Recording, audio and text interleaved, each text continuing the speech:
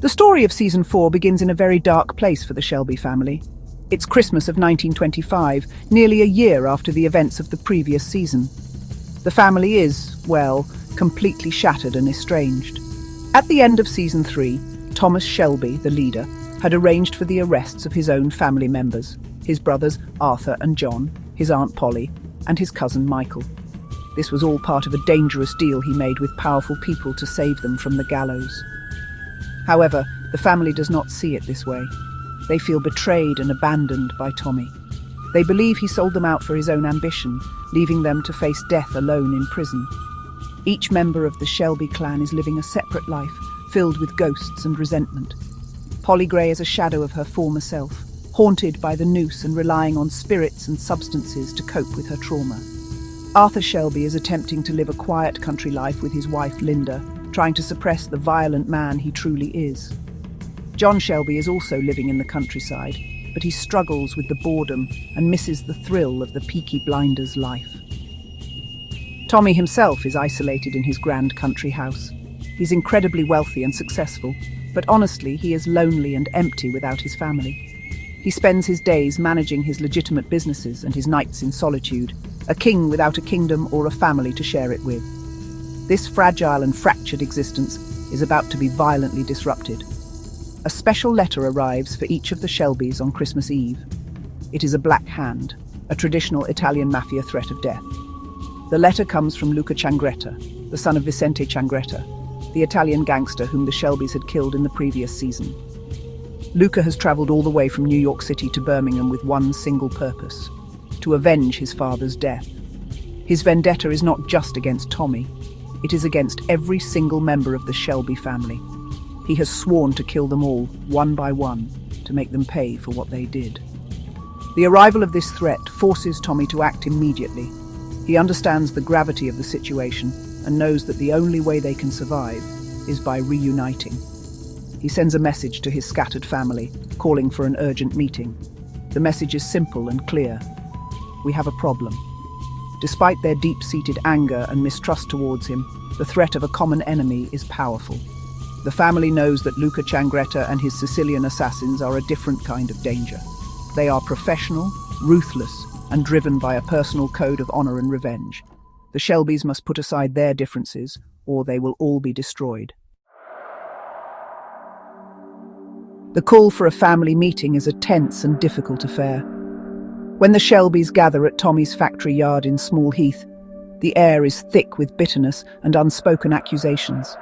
Polly, Arthur and John still feel the sting of Tommy's betrayal. They listen to his warnings about Luca Changretta, but they're not quick to forgive or forget. Tommy explains that this is a war, and they need to be soldiers again.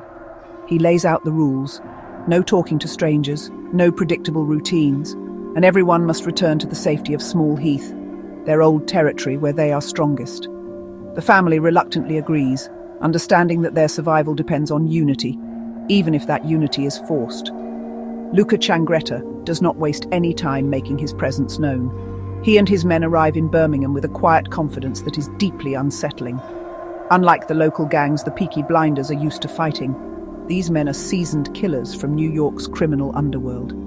Luca's first move is a direct and brutal assault. Following the family meeting, both John and Michael are ambushed at John's country home. In a shocking and tragic turn of events, John Shelby is killed in a hail of bullets, while Michael is gravely injured. This devastating loss serves as a brutal wake-up call for the entire family. The threat is no longer abstract. It is real, and it has drawn first blood. The death of John changes everything. It transforms their fear and reluctance into a burning desire for revenge.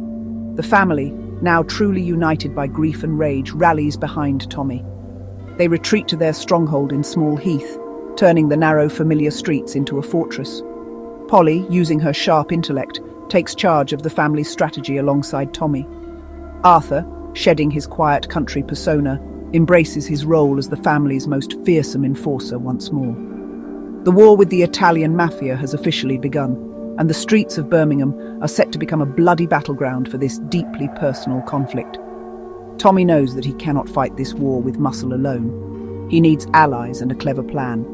He reaches out to a new character, Aberama Gold, a ruthless and unpredictable gypsy hitman. Aberama and his son Bonnie are known for their savagery and are guns for hire. Tommy offers them a place within the Peaky Blinders organization in exchange for their help in fighting Changreta's men. This alliance adds a new layer of danger and unpredictability to the conflict. Tommy is gathering his forces, preparing not just to defend his family, but to systematically dismantle Luca Changreta's entire operation from the inside out. The conflict with Luca Changreta becomes a deadly game of cat and mouse. It's a war fought not only with guns and knives in the back alleys of Birmingham, but also with intelligence and deception. Tommy and Luca are two master strategists, each trying to outthink and outmaneuver the other. Tommy uses his deep knowledge of the city and his network of spies to track the Italians' movements. Luca, on the other hand, uses fear and intimidation, slowly closing his net around the remaining Shelbys. The tension is constant, as every move could be a trap, and every ally could be a potential traitor in disguise. A significant part of this strategic war involves Polly Gray. She appears to be crumbling under the pressure, drinking heavily and seemingly losing her nerve. She meets with Luca Changreta in secret, offering him a deal. She will deliver Tommy to him in exchange for the lives of Arthur, Michael, and herself. This appears to be the ultimate betrayal, a move born from her lingering anger at Tommy and her fear for her son's safety. Luca, believing he has found a crack in the Shelby armor, agrees to her terms. The stage is set for a final confrontation, with Polly seemingly orchestrating her own nephew's downfall. Meanwhile, Tommy seeks help from another old acquaintance, the cunning and treacherous London gangster, Alfie Solomons. Alfie runs the Jewish gang in Camden Town and has a long and complicated history with Tommy, filled with alliances and betrayals. Tommy needs Alfie's help to bring in skilled fighters for a boxing match that will serve as a trap for some of Changreta's men. Alfie agrees, but his loyalty is always questionable. He is a survivor who will always choose the side that benefits him the most. His involvement adds yet another layer of uncertainty to Tommy's already dangerous plan. The climax of this intricate web of deceit comes to a head. Polly's betrayal is revealed to be a masterfully crafted ruse, a plan she concocted with Tommy from the very beginning. They knew Luca was too smart for a simple ambush and needed to lure him into a false sense of security. At the same time, Tommy discovers that Alfie Solomons has also betrayed him. Alfie has made a deal with Luca, giving the Italians easy access to the boxing match to kill Arthur Shelby. The war has become a complex maze of double crosses, and Tommy must navigate it perfectly to save his family and destroy his enemy. The final confrontation is a masterclass in Shelby cunning. Arthur Shelby appears to be killed by Changreta's men at the boxing match, a moment that seems to seal the family's defeat. Believing he has broken the Peaky Blinders, Luca Changreta goes to Tommy's distillery to claim his final victory and take over the Shelby businesses. However, he walks directly into a trap. Tommy reveals that Arthur is, in fact, alive, having faked his own death as part of the elaborate plan. Suddenly surrounded and outgunned, Luca realizes he has been completely outplayed.